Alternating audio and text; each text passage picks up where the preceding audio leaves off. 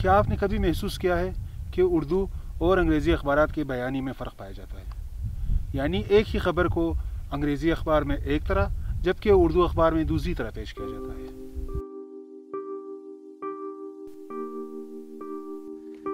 اس کے بالکل ساتھ خبر لگی ہوئی ہے، اختیارات کا ناجائز استعمال گیلانی کو 14 برس قید ہو سکتی ہے۔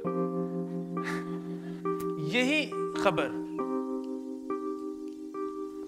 جب اسی گروپ کے انگلش نیوز پیپر کے ساتھ جب میں نے چیک کی تو اس میں تھا کہ نیب میں initiate case against P M. پورا کانٹیکسٹ ہی بدل گیا کہ ابھی نیب سوچ رہی ہے کہ ہم دیکھیں کہ کیا ایسا ہوا تھا، وہ اس پر انویسٹیگیٹ کریں گے، وہ فائل بنائیں گے، اگر وہ اس قابل ہوگی تو وہ سپریم کورٹ میں جائے گی، اس پہ ہیئرنگ ہوگی، پھر وہ پتہ نہیں کب جا کے فیصلہ ہوگا، جبکہ انگلش وہ اردو نیوز پیپر میں آپ دیکھ رہے ہیں کہ وہ تقریباً 14 سال قید کرا چکے ہیں۔ یہ تضاد صرف اخبارات کی حد تک محدود نہیں بلکہ ہمارے سیاستدانوں اور عالموں میں بھی بکثرت پایا جاتا ہے۔ آخر کیوں؟ ان سے ملیے، یہ ہے اختر بلوچ۔ اختر بلوچ صاحب محقق اور لکھاری ہے جن کی تحریریں ڈان کے اردو اور انگریزی ویب سائٹس پر شائع ہو چکی ہے۔ ہوتا یہ ہے کہ وہ اردو میں لکھتے ہیں جو کہ بعد میں انگریزی میں ترجمہ ہو کر ڈان کی انگریزی ویب سائٹ پر اپلوڈ ہوتی ہے، مگر یہ کیا؟ ان کی یہ تحریر اردو میں موجود نہیں۔ آخر کیوں؟ یہ تحریر 15 اگست یوم آزادی پاکستان کے عنوان سے ہے اور پاکستان کی یوم آزادی کی اصل تاریخ کے بارے میں ہے۔ ڈان کے انگریزی ویب سائٹ پر تو یہ تحریر اپلوڈ ہو چکی ہے لیکن ڈان کے اردو ویب سائٹ پر یہ موجود نہیں۔ آخر کیوں؟ اسی طرح محمد حنیف صاحب بی بی سی کے ایک کالم میں لکھتے ہیں کہ سقوط ڈھاکہ کے بارے میں بریگیڈیئر صدیق سالک کی کتاب کا نام وٹنس ٹو سرنڈر ہے، جس کا اردو میں ترجمہ شکست کی گواہی بنتی ہے، لیکن اسی کتاب کا ترجمہ کرتے ہوئے بریگیڈیئر صاحب اس کتاب کا نام میں نے ڈھاکہ ڈوبتے دیکھا رکھتے ہیں۔ بقول حنیف صاحب، ہم انگریز کی زبان میں تو اپنی شکست پر بات کر سکتے ہیں لیکن اپنی زبان میں اپنی تاریخ پر بات کرتے ہوئے شرماتے ہیں۔ آخر کیوں؟ نیو میڈیا اور ماس کمیونیکیشن کی ایک تحقیق کے مطابق پاکستان کے انگریزی اور اردو اخبارات میں نہ صرف خبروں کی جگہوں میں فرق پایا گیا ہے بلکہ خبروں کی اہمیت میں بھی اختلاف پایا جاتا ہے۔ اس تحقیق میں پاکستان کے 3 بڑے میڈیا گروپس نوائے وقت، جنگ اور ایکسپریس کے اردو اور انگریزی اخبارات کا موازنہ کیا گیا تھا۔ انگریزی اخبار میں جس خبر کو زیادہ اہمیت دی گئی ہے اس خبر کو اردو میں نظر انداز کر دیا گیا ہے۔ آخر کیوں؟ یہ تضاد صرف اخبارات کی حد تک محدود نہیں بلکہ ہمارے سیاستدانوں اور عالموں میں بھی بکثرت پایا جاتا ہے۔ ڈاکٹر طاہر القادری کی ایک ویڈیو یوٹیوب پر کافی وائرل ہو گئی تھی۔ Whatever the law of blasphemy is not applicable on non-Muslims. Is not applicable on Jews and Christians and other non-Muslims, minorities. It is just to be dealt with Muslims.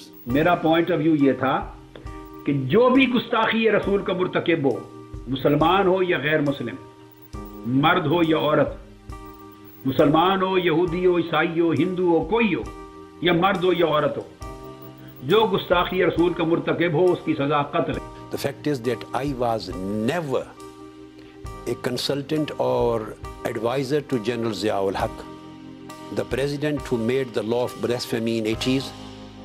I had never been a member of his cabinet.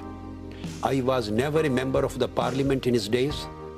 He invited me, offered me to be federal minister for 3 times. I refused, and I never joined his dictatorial rule. And the way he was formulating the Sharia law, I was totally against it. تو میں اس لیے تحدیث نعمت کے طور پہ بتانا چاہتا ہوں کہ یہ قانون تحفظ حرمت رسالت کا، ناموس رسالت کا 295C، یہ جو قانون بنا اس ملک میں ریکارڈ پر لانا چاہتا ہوں کہ یہ کس کی کوشش سے بنا تھا۔ یہ قانون بنوایا ہی میں نے تھا۔ تو بتانا ہی چاہتا ہوں کہ یہ تحفظ حرمت رسالت اور ناموس رسالت کا قانون جو توہین رسالت کے باب میں 295C، یہ صرف اور صرف آپ کے خادم اور آپ کے بھائی کے ذریعے اللہ نے بنوایا ہے، اس میں کسی اور کا کنٹریبیوشن نہیں ہے۔ ڈاکٹر غزالہ قاضی اپنے ایک کالم میں لکھتی ہے کہ علامہ اقبال نے علماء ہند کی تنگ نظری کے بارے میں انگلش میں جو لکھا ہے وہ اردو میں نہیں لکھ پائے۔ آخر کیوں؟ یہ خوبی صرف پاکستانیوں میں نہیں بلکہ ہمارے ہمسایہ ملک میں بسنے والے ہندوستانیوں میں بھی یہ خوبی کوٹ کوٹ کے بری ہے۔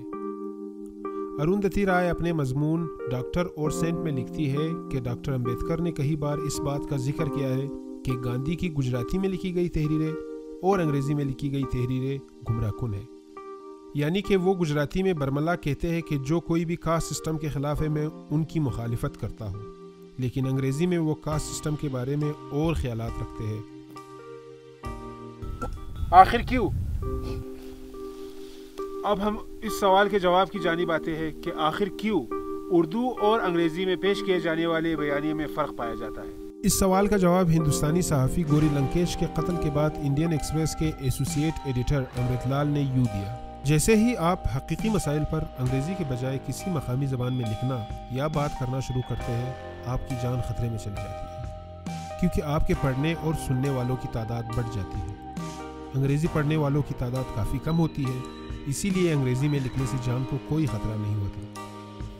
بین الاقوامی پبلیکیشن ایتھنولاگ کے مطابق پاکستان میں 10 کروڑ 90 لاکھ لوگ یعنی تقریباً پاکستان کی آدھی آبادی اردو سمجھ سکتے ہیں، جبکہ انگریزی سمجھنے والوں کی تعداد صرف 1 کروڑ 70 لاکھ کے قریب ہے، جو کہ تقریباً آبادی کا 8% ہے۔ اسی لیے جو کچھ انگریزی میں چھپ سکتا ہے اس کا اردو میں چھپنے کا انحصار اس بات پر ہے کہ وہ خبر یا تحریر کس بارے میں ہے۔